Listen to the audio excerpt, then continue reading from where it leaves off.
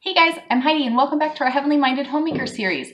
Usually these videos go up first thing Monday morning. Today we're running a little behind, but that's okay because when I get back, we're going to chat about how our family keeps it frugal, how we keep our life expenses to a minimum. So stay tuned.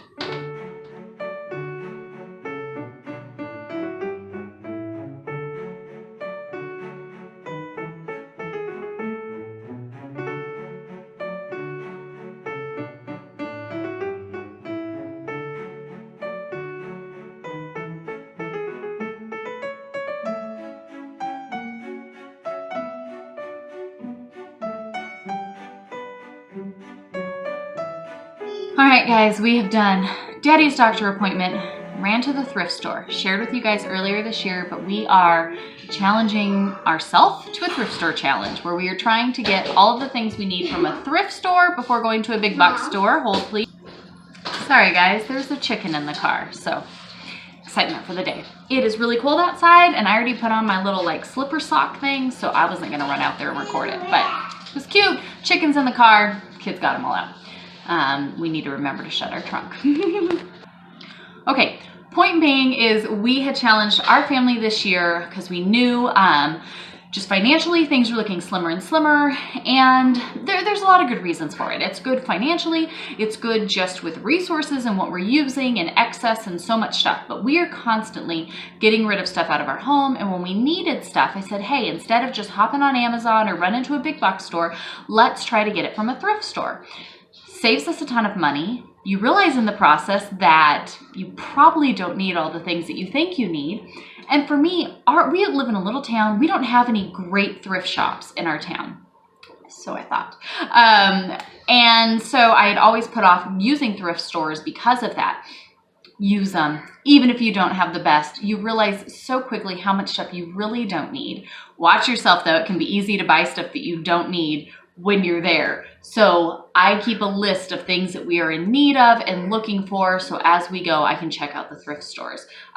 So we went and did that today. I'm going to show you guys what I got. I've shared with you guys how I try to have a very minimalist wardrobe and wear dresses. I did the 7 dresses for 7 days. My husband loves when I wear dresses, so I was like, you know what? I need to start wearing dresses more often. So my wardrobe consisted of literally the 7 dresses. With it getting colder though, my little summer dresses, I'm freezing. So I had been sharing on Instagram ways I was trying to, stay warmer and work with what I had. And I was kind of in my in-between as it was starting to get cold, and I was figuring out how to do the whole wearing dresses in winter time and staying warm. So I'm working on my new 7 dresses for 7 days, and I got a few that I figured I'd share with you guys real quick. I'll end up doing a whole video about this, but I'll share with you guys a couple things I found. We spent $20 total, but that included a little surprise we got for the baby. That was $4. The girls each got a 50-cent toy that they don't need, but yeah, they do. These are the dresses that I got. So this one has this, they're short sleeve, but I have a lot of these cardigan type sweaters that I love to wear. So I was like, you know what, we'll make do. And I do have a couple undershirt, long sleeve undershirts when it gets really cold. So it's just a plain, very long, floor length dress that I was pretty excited about. Just open, loose. I could definitely wear a scarf with it, little jacket over it, leggings underneath, but it goes down to my ankles. I got this dark, it's really nice, thicker material. I got this dark, burgundy one. And then I got the same in black because I love wearing black. And again, it goes down, down, down, down, down, down, down, down, down to the floor. And it has they have a little slit at the bottom. Not very long, but just something at the bottom. And then I got this is just a long sweatshirt, but I think I paid $1.50 for it, and it's got this big, huge scarf neck, which I love, and it's a long, long, long, long, long, long, long sweatshirt. So I loved this. And then this Again, has kind of that fun neckline on it. I would definitely wear something underneath this, so probably like a long undershirt underneath it. It's not quite as long, so leggings underneath this was my next. Baby, you took your sock off.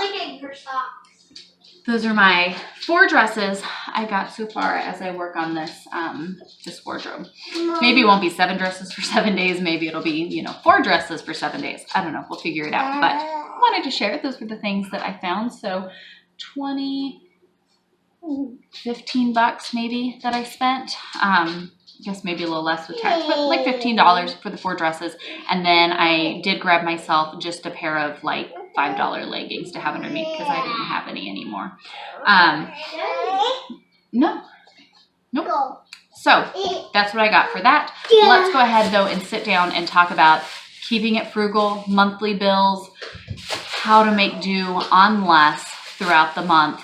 And I have some of your guys' questions from Instagram. We're going to answer all of them. Show everybody your cheese? Yeah. What happened to your socks, dude? Yeah.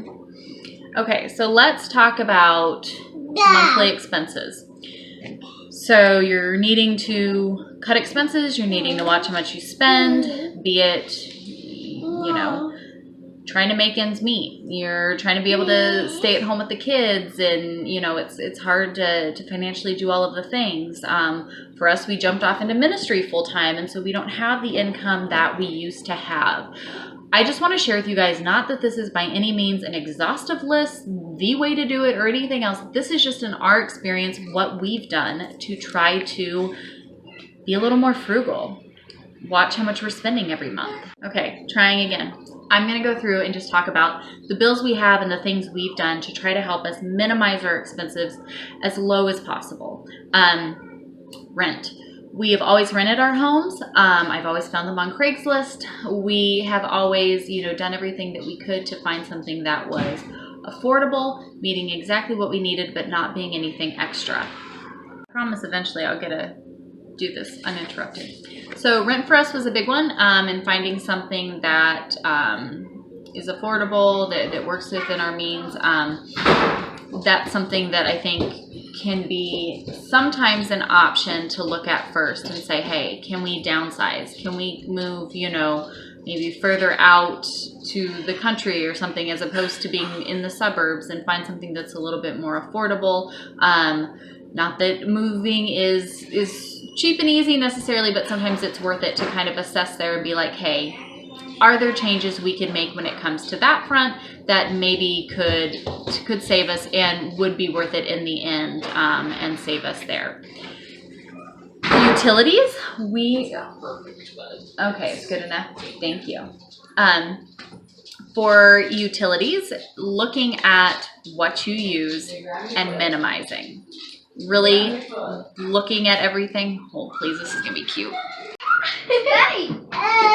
Your sister's got you a little chair. Travis, you have 1 sock on and 1 sock off. Is that cool, bud? Do you like your chair? But I don't know what this is. Yeah, part of it was broken. We gotta get batteries, and then I think it'll light up and different stuff. That's what this is. It makes like a noise. A, B, C. Yeah. A, B, C, D, E, Is that awesome, Bumby? H, I, K, A. What'd you just say? H-I-K-A? Yeah, that's how it goes. Let's work on your alphabet. That's an Pretty cool, huh? You like that, Bumby? I just lost it. Is that pretty cool? Papa, Kiki, Chi-Chi, Froggy. Yeah. Is that cool? Doggy was the closest to each of us. I don't know. Oh, okay. That's a bunny. Happy. Oh. Wait, I just heard noise. Why is the broom in here? Were you cleaning? Yeah. I was looking for it. Oh. All right, you girls have fun. A, B. Oh. I hear stuff. It sounds like a rocket falling down. What is that noise? I know, it's on a... No, it's the bombs falling down. It's the bombs falling down. It's secret. Oh my goodness. Does the light turn on? No. Okay. We totally had all those types of toys when the other kids were little, and we became much more minimalist by the time Olivia came around, so we never bought any of that type of stuff and didn't have any of it from the other ones. And so when they saw that little chair in there, they were like, she would love this. I'm like, you're right, she really would. So Olivia got a chair. Anyways, utilities. So we're very lucky that we have one utility bill. We just have an electric bill here, and so we have well, water, and then just everything's electric, which I appreciate because we've lived houses where we had water is one bill, gas is one bill, electric, all the different things. So it is nice to be able to have it just one bill. Minimize. We waste so much of our resources with how much we let the water run, washing loads of laundry that aren't full, running the dishwasher all of the time, letting the heat and the air conditioning just run and run and run. There's so many things that we do that waste electricity and just resources depending on what you have. I highly recommend most of these places now with the utilities, you can kind of see the breakdown of what's costing you what. So I highly recommend checking that out if that's something that you have available to you, just to see where is our money going? Why is this costing us so much? Something that we did a couple of years ago, at first not by choice, but the heater wasn't working, and it was a whole debacle that isn't worth going into. But I started looking at it, and I'm like, man, one thing that's always really stressed me out is in the dead of summer and then in the middle of winter, our bill is just so much because the heater is just on and running all of the time, and it's like impossible to try to pay and all of these other things. And so, it might be a little old school, and I'm not saying it works for everyone, but I was like, this is ridiculous. What's the point of even fixing it? We can't afford to run it and heat this whole home all winter long. And so we use our fireplace. We have a big, huge brick fireplace. We keep fires going in there like Cracker Barrel style. I don't know if you guys have been to Cracker Barrel in the wintertime, but they've got that big fireplace with the big old logs they keep going all the time. So we do that. We keep a fire going. Luckily, we have a lot of trees that fall down around the property and things like that. We really need a chainsaw because doing everything by hand is very difficult, especially now that Daddy can't physically do the things. But we just have firewood that we collect from around the property, and big fires going throughout the winter. Big deal. And I love it. There's nothing more that our whole family loves than being curled up and cozied up around the fireplace all the time. We have just individual room heaters.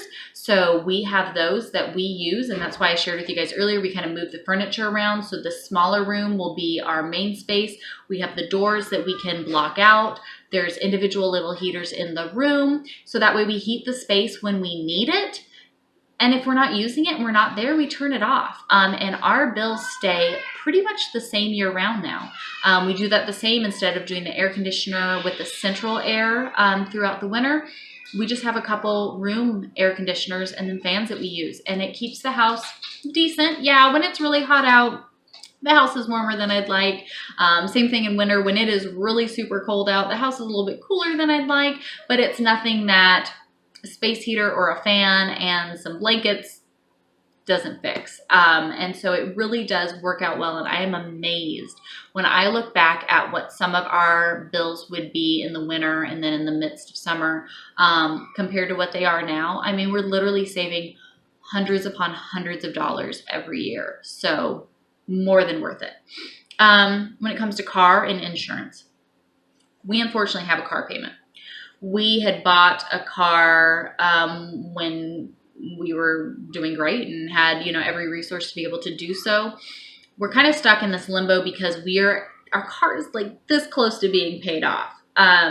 We are trying to figure out possibly if there's a way that we can go and trade it in for something that would be paid in full and pay off the balance that we have due.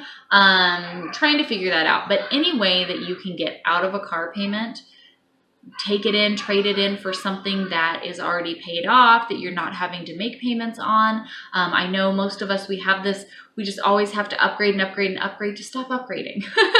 That's something for us, that's buy something that is used but reliable, especially now. You can pull up the reports on them and know, was this car serviced? You know, was that, for us, we bought a Mercedes, and we paid the same amount for it that my mom paid for her Kia.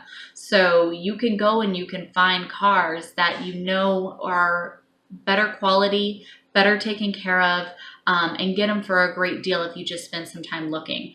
For us now, it's kind of frustrating because, like I said, it's almost paid off, but it doesn't fit our whole family, and it is more expensive to work on when things do go wrong. Our car is a 2008, so it's pretty old, and things are starting to happen a little bit, and just now that we don't have we don't have any income, it just is something that's a little too much for us, so, you know, we're trying to figure that out. But usually you can find something, go to something that's a little bit older, maybe a little bit better quality, has a good record and all of those things as far as upkeep, and really help you in minimizing those expenses there.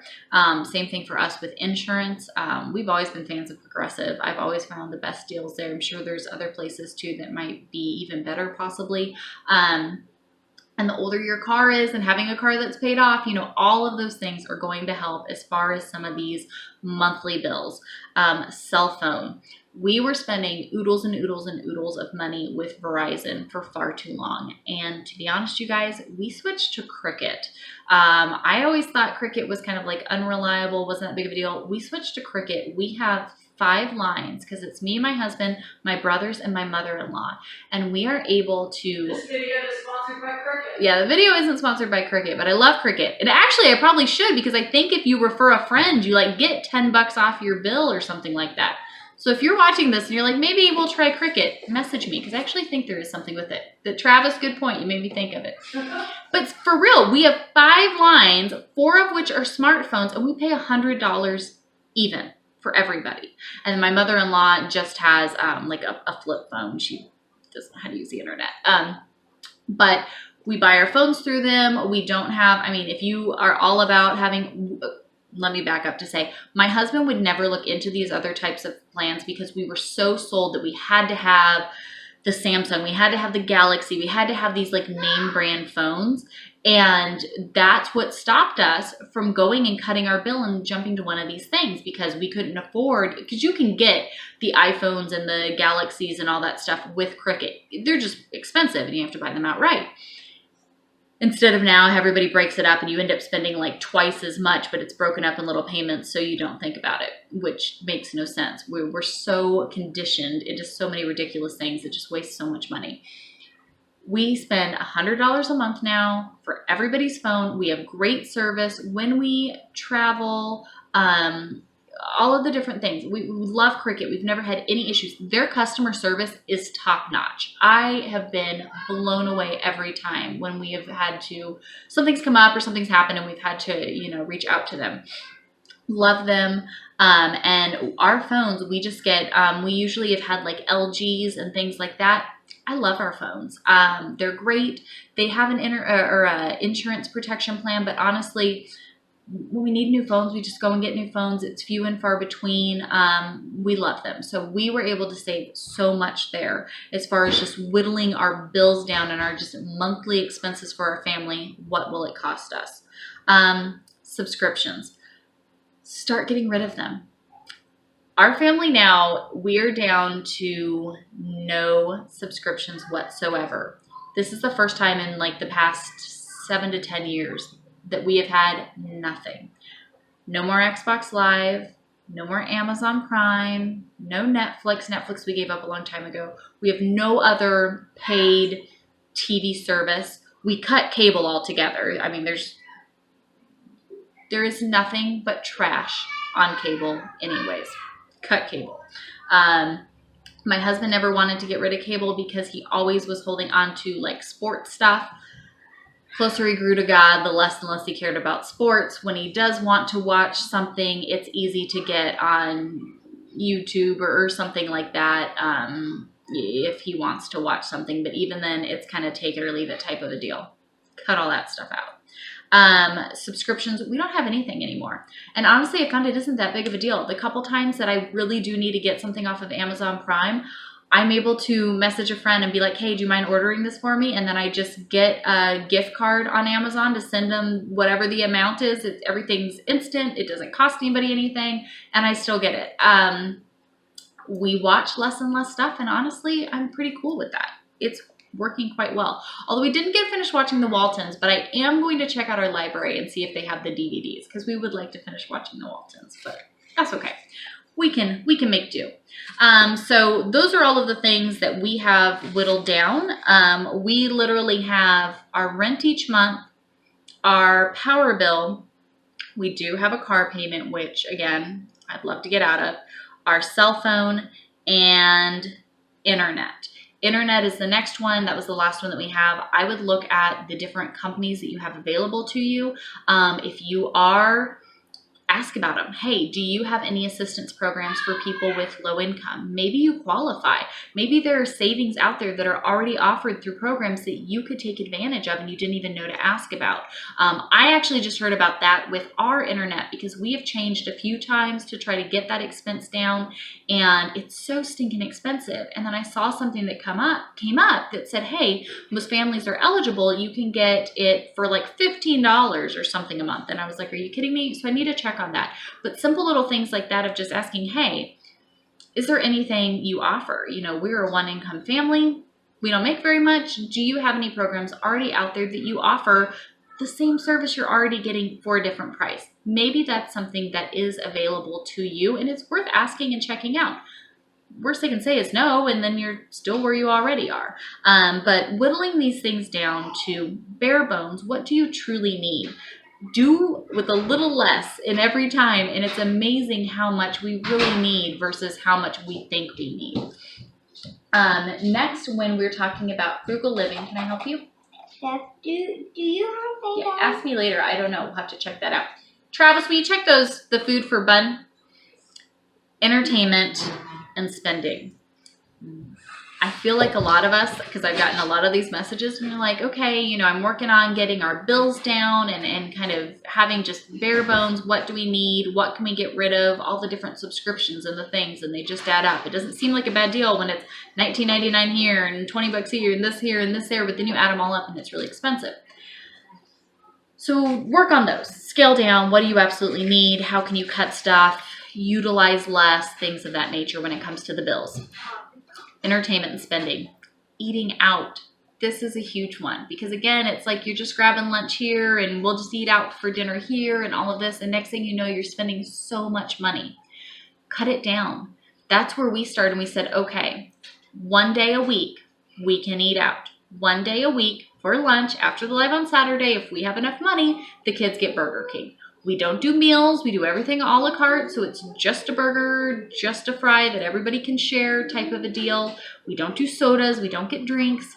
It's amazing how much you can really whittle those things down. One day a week, you get to eat out. One day, that's it, right? Cut these things down. Entertainment and the things like that. The things that we go out and we spend money on just to entertain us. Our family really, really has cut that stuff out. Maybe give yourself, hey, we can go out and do one thing a month that we go out and spend money on. Focus on finding things that you can go out and do that don't cost anything. Whether it's, walking through some kind of festival, go hiking, go to museums, there's so many things around that if you look, either are like a donation type thing that you have to do or cost nothing at all. Reevaluate what your family counts as fun, right? When you're used to everything being these expensive things that you do all the time, it might be a little bit of a process while you kind of switch these things out.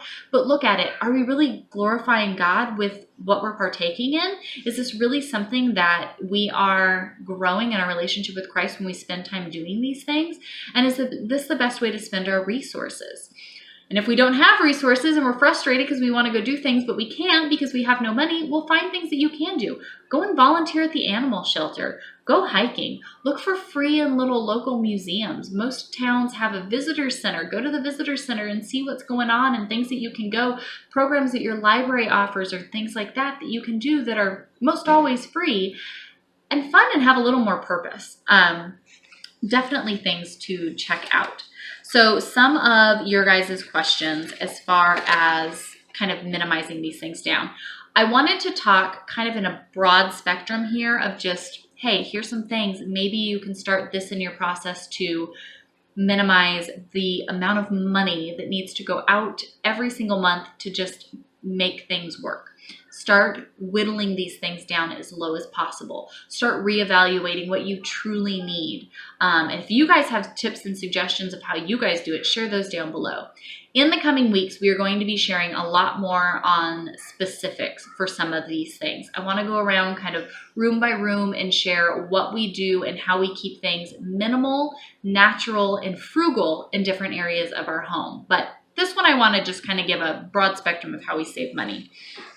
Somebody asked about things like shampoos and conditioners that are good for you, but on the cheap. A lot of times when you are trying to look at the chemicals that you're putting into your body and on your body, you're trying to go organic, non-GMO, chemical-free, things of that nature, you're really pushed away from it because of how expensive it is. So usually when you look up all organic, natural shampoos and conditioners, body washes, even foods and stuff, you go, wow, that is so expensive. There's no way I can afford that. My tips for being able to do that, make them. You can make your shampoos and conditioners and body soaps and all of that stuff so cheap. We're going to get into specifics on this, probably in one of the first videos I do, kind of going room by room and showing you guys what we do and a couple of my favorite recipes when it comes to beauty and products and things like that. You can make it. You can honestly get yourself a thing of Castile soap, like Dr. Bronner's Castile soap, and use that for everything and be good to go. That and some oils and you're set. We will get specific, into recipes and stuff with that. You can definitely Google Castile soap shampoo, Castile soap body wash, and you can make everything with that. And it goes a long way. If you are wanting to purchase, though, organic, nice, natural shampoos and conditioners, I am amazed at how much of product we typically are just used to using. I started with myself whenever I would go to get something out of the bottle to only give myself half of what I was used to getting. Just cutting down how much I was using every time really amazed me how much we were able to stretch, how much further everything went when I was just using half of that amount. Another thing would be to try to see and space out how often you're using it. So I get a shower every day and wash my body. Again, there's great either, using less of what you have, using a Castile soap, something like that. But I don't wash my hair all the time. In the evening, I have a little mason jar of cornstarch and an old makeup brush. And just one of the big fat makeup brushes. And in the evening, I go ahead and I just dip the makeup brush in a little bit of the cornstarch, and I put some in my hair. I kind of pull my hair up, sprinkle some in down here in the areas that get a little bit greasier. I do that in the evening before I go to bed, so it soaks everything up. I can go days in between washing my hair. In the summertime, I usually wash my hair a little more often just because being out and you feel kind of, gets hot and nasty. Wintertime especially, you can totally space that out, and it's good for your hair. It heals your hair. All of the natural oils, all of the things can start to restore and rebalance themselves, and putting the cornstarch helps just to keep everything nice and fresh. I prefer that over any dry shampoo any day. I've tried a million different dry shampoos. Honestly, not a fan of any of them. Cornstarch is my go-to. So using less with each time how much you use, going longer in between needing to use the stuff, I really found that I can get a more expensive bottle of one of the more like natural, good for you shampoos or conditioners, but it still lasts me twice as long because I'm not using so much of it. So finding ways that when you are going to splurge and get the things that cost more money, how do I really get the most out of this? How can I really stretch this out and make it work? And if not, try to make the things, because you can make everything you need for far less. And then you know exactly what's going on your body and in your body. But we'll continue to get more into this. Having enough to eat. Again, this is another thing that I think a lot of people struggle with, spacing everything out, but still having enough. I think a big part of this is what we think enough is. Portion size for most all of us is out of control and completely unnecessary. Start cutting back, right? Serve your food on the smaller plate instead of the bigger plate. Watching the portion control in things is a great thing for us to do and for us to teach our kids to do. Jerry, stop. Jerry boy. That's a big one. That makes a huge difference. I've also found that when I am purchasing real whole foods, the foods that God created, and cooking with that and feeding my kids that, they are filled up so much more. So maybe it costs a little bit more in the beginning, but we don't need as much of it throughout the day, so it lasts a lot longer. When I am mixing in whole grains and beans and things like that with all of the food, plant-based foods, I'm really finding that these things stretch a lot further. They fill you up because it's full food that your body is working to break down and to get nutrients from. And then watching our portion sizes of how much we're eating, it really all balances out. Processed foods and things like that, they may seem cheap when you're in the store, like they can go a lot further, but then as soon as you're done eating it, you're hungry because there was nothing there. There was no substance to truly fill you up and nourish your body. So finding different ways to space that out. My husband and I also started intermittent fasting, so we cut out breakfast altogether. We eat a highly nutrient-rich lunch, and honestly, most days we're skipping dinner now. We're just not that hungry because we have filled our body with very, very dense nutrient-packed meals, and therefore we don't really need anything. We started doing it just for us, not really focusing on the kids, obviously, but it's funny to see how our kids have kind of jumped on board. They have like a piece of fruit and maybe a piece of toast or something in the morning, and then they eat what we're eating in the afternoon, and come dinner time, they might kind of pick maybe a few crackers or a couple things kind of here or there to kind of fill them up, or a little soup that we have left over. But honestly, we're so full from that, nobody's really that hungry. And I'm amazed at, again, looking forward, I'm going to share all this stuff as we go into this new month because I haven't done it yet, but sharing with you guys what we're doing, because I'm really amazed at how less everybody's needing to go in and eat food, but yet how much good, healthy food we're filling ourselves with. And that kind of adds into this next one, talking about a grocery haul. You guys know, if you go back, if you're new here and you haven't seen, and you go dig back through, I would share our monthly grocery shopping. So 1 monthly grocery shopping trip and 1 monthly menu plan is what I love to do. I haven't been able to do it the past few months with things just being hectic and crazy, and then with my husband, but now I'm excited to put together our list and go grocery shopping for this month with our mainly plant-based real food meals that we are making, and kind of how we're doing this with intermittent fasting and all of this stuff to really be able to make stuff stretch and really make it work on as little as possible. We do receive some assistance and some things to help us out with this as we plan it out, but we have to be really, really frugal with what we have allotted. Everything has to work for the whole family. I have to make it work. And again, trying to make sure our things are organic, GMO-free, and real foods that God created. So staying away from packaged foods and things like that. But for us, with our grocery haul, the more and more that I just focused on simple, natural foods, it really can be done. I think most people, they're like, it's so expensive to eat organic. It's so expensive to eat all of these things. It can be, but it doesn't have to be. The simpler you are, the more you simplify your diet, the things that you can make in bulk and then eat throughout the week, or have the same meal over and over again a few times, you really can make this work and keep it frugal. Seasonal decor. A big part of this, I have 1 milk crate of all of our seasonal decor for the whole year. That's it. I don't know if you guys have seen them. Their milk crates are not that big. That is my only box that I have for all of our decor. We no longer celebrate Christmas. We don't celebrate Halloween. We don't celebrate really any of the normal things. I have a few slight things that I switch out as we just kind of move with the seasons.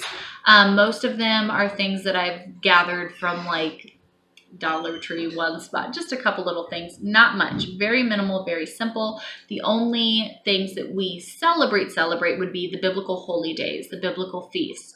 And we've got a couple little things for those that we do. So we've got a couple little things we put out for Passover, a couple little things we put out around the fall feast that I shared with you guys in those videos that we did during the holy days. And then we have a few things that we put up for Hanukkah. We don't do I'm trying to think, we don't really do any specific decor for Purim. We do celebrate Purim in the spring, but we don't have any specific decor that we do. Honestly, I feel like we have all fallen into the trap of having to do these whole seasonal changes all the time. I love it. You guys have no idea. It is professionally by trade what I do to deck stuff out and decorate for all of these things. So I get it. I do. You don't need it. It's unnecessary. It's a waste of money. It's nonsense. It's spinning. You're telling me that that is the best place for your resources to go. There's no one in need. There's no one out there with true, real need that we can give our resources to. Brothers and sisters in Christ that are being persecuted. Uh-oh, Trav, what'd you do? I think part of our power just got goofed up. I gotta go fix that. Anyways, there's so many other resources, so many other priorities that we should have. Turn off this heater out here. When the Xbox went on, it goofed everything up. So I gotta go down and flip the breaker now. It did? Yeah. I'm sorry. It's okay. It's okay. Just go turn that off. Okay. Leave it be. Daddy fixed it. Sorry. It's okay. The only fun thing about having an old house and doing the individual heaters is Daddy and I know which ones everything has to go on just to keep from tripping anything up. But anyways, when it comes to that stuff, scale down. To have a couple little things here or there, there's nothing wrong with that. But why are we putting so much attention and focus into all of these things? I think my answer for really all of these things when it comes to looking at your home and your expenses, what you spend your money on, how can you be more frugal? How can you have the things that you absolutely need and give the excess as Scripture calls us to do? That's the focus on all of these things. You can get your clothes, your housewares, the things that you need from a thrift store. It will save you a ton. And maybe it'll make you reevaluate, do I really need all of this? Have a minimal wardrobe. You and your whole family literally only need a few outfits. You don't need more than that. Each season, you need a handful of outfits. Honestly, 5 is more than enough.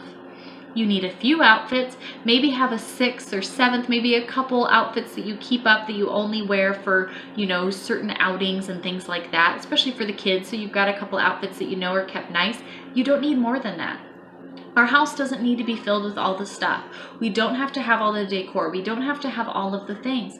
Evaluate the things that you do celebrate and put focus into. Is that the best way to glorify the Lord? Is that the best use for your resources?